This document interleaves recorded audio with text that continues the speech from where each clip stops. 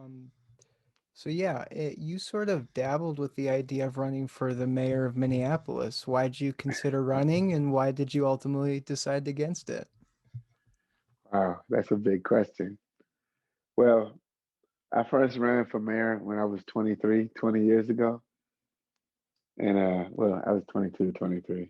Holy It's shit, like I'm really? 42 now and I'll be 43 in May. Yeah.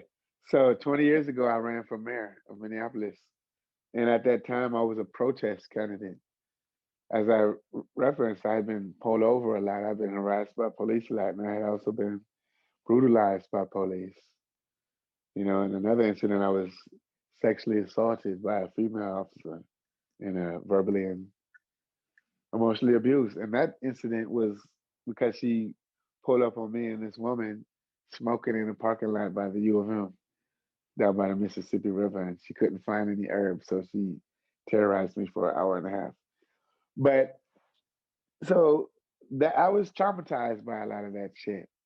And instead of me being violent, I just channeled my rage into becoming political, which, I was already political in high school, but I had to figure out what to do with that rage. And so I decided to enter the mayoral race to try to address some of these issues that I felt society was ignoring and not treating as a real problem, which namely are like racial profile and police brutality. These things are not new, but we didn't start having cell phone videos until this past, the past 20, 10, 15 years, I think.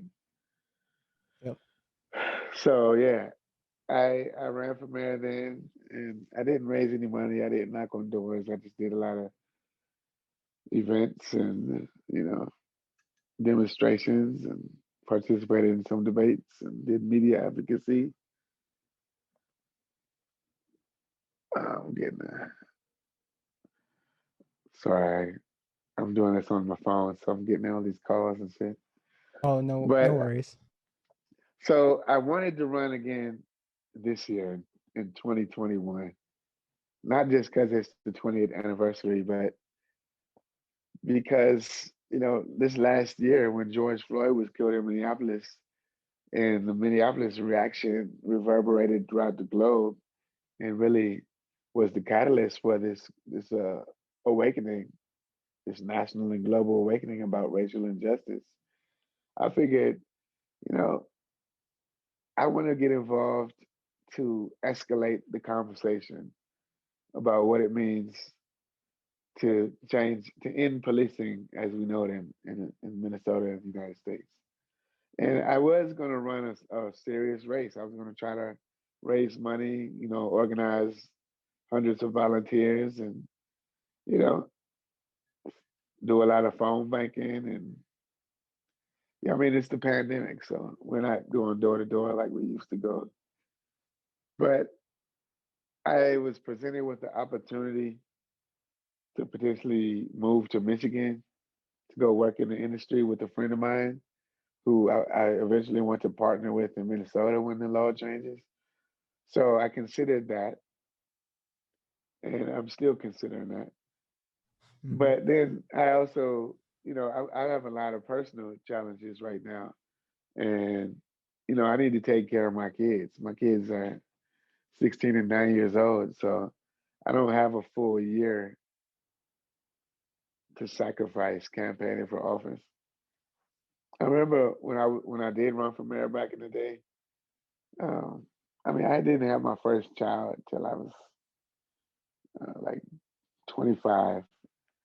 So, but I ran again for mayor in 2005, 2001, and 2005.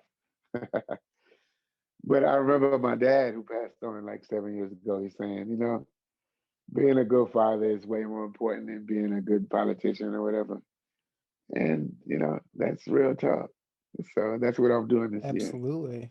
trying to be a good father during a very difficult time in our lives. Being a good father leads to good politics too. Yeah, yeah. And the thing is, I've been more influential than people know without being a politician. You don't Absolutely. have to be You don't have to be that kind of public figure to influence public policy.